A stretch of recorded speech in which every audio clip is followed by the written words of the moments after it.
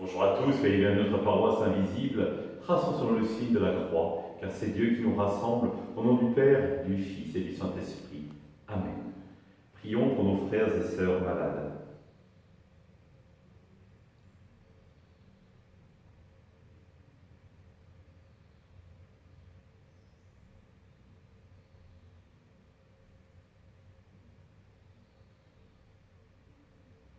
Prions pour les soignants et pour ceux qui œuvrent pour le bien commun.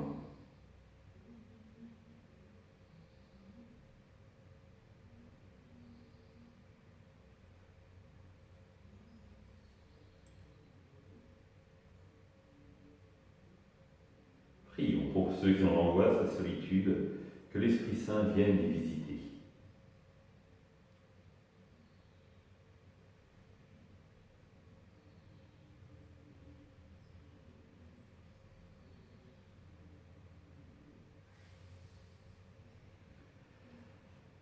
Pour manifester notre communion, je vais maintenant allumer cette bougie au cierge pascal.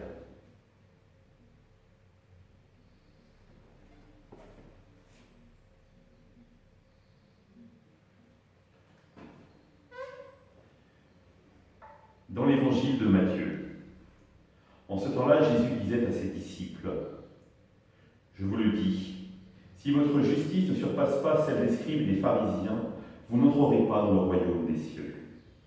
Vous avez appris qu'il a été dit aux anciens qu'il ne commettra pas de meurtre, et si quelqu'un commet un meurtre, il devra passer en jugement.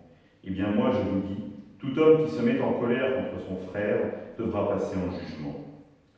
Si quelqu'un insulte son frère, il devra passer devant le tribunal. Si quelqu'un le traite de fou, il sera passible de la gêne de feu. Donc lorsque tu vas présenter ton offrande à l'autel, là tu te souviens que ton frère a quelque chose contre toi, laisse ton offrande là devant l'autel, va d'abord te réconcilier avec ton frère, et ensuite viens présenter ton offrande. Mets-toi vite d'accord avec ton adversaire pendant que tu es en chemin avec lui, pour éviter que ton adversaire ne te livre au juge, le juge aux gardes, et qu'on ne te jette en prison. Amen, je te le dis, tu n'en sortiras pas avant d'avoir payé jusqu'au dernier sou. Acclamons la parole de Dieu, louange à toi, Seigneur Jésus. Ces propos sont scandaleux. Telle a dû être la réaction des scribes et des pharisiens quand Jésus prononce ces mots. Pourquoi? Pourquoi est-ce que ces propos sont scandaleux? Tout simplement, c'est que Jésus s'érige au-dessus de la loi. Vous avez appris qu'il a été dit aux anciens, la loi, eh bien moi je vous dis, et donc il considère finalement qu'il est le nouveau Moïse. Et donc vous comprenez bien, pour des pharisiens, pour des scribes, c'est inaudible. Et d'ailleurs, est-ce que vous vous rappelez par quoi commence? Nous sommes au chapitre 5 de l'évangile de Matthieu. Matthieu nous dit, Jésus a gravi la montagne, là il s'assit et se mit à les enseigner. Il leur disait, bienheureux les pauvres de cœur, car le royaume des cieux est à eux, etc., etc., etc. Nous voyons bien, Matthieu met Jésus en position de nouveau Moïse. Il gravit la montagne, comme Moïse au Sinaï. Il se mit à s'asseoir, c'est-à-dire qu'il se met dans la position de celui qui enseigne et le sachant.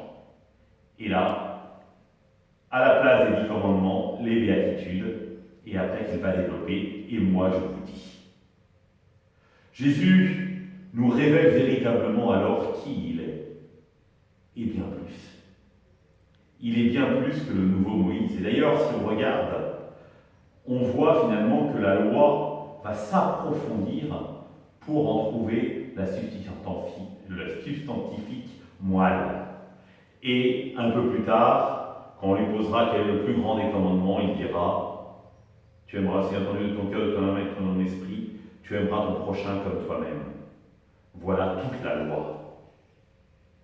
Alors oui, il faut aller véritablement se tourner vers Jésus pour trouver le sens profond de la loi et pour trouver nous aujourd'hui, parce qu'il est pleinement Dieu, comment agir au sein de notre monde. Et ce qui est très intéressant, c'est que Jésus va mettre le pardon, la réconciliation au cœur de notre monde. Et nous le savons bien combien c'est important dans notre vie, mais ô combien c'est dur. Combien, quand nous avons été blessés, nous apprécions que la personne vienne vers nous pour nous demander pardon. Et quand nous avons blessé quelqu'un, oser aller vers lui pour lui demander pardon. Se réconcilier, c'est-à-dire renouer pleinement l'alliance avec l'autre. Et pour cela, nous avons un modèle, vous le savez bien, c'est le Christ, qui sur la croix dira « Père, pardonne-leur, parce qu'ils ne savent pas ce qu'ils font. » Alors durant ce carême, peut-être pouvons-nous nous dire « J'ai peut-être un pardon à demander ou un pardon à donner. » Prions pour cette personne. Prions pour que Dieu change notre cœur et que nous soyons capables de faire cette démarche. Je te demande pardon, je te pardonne.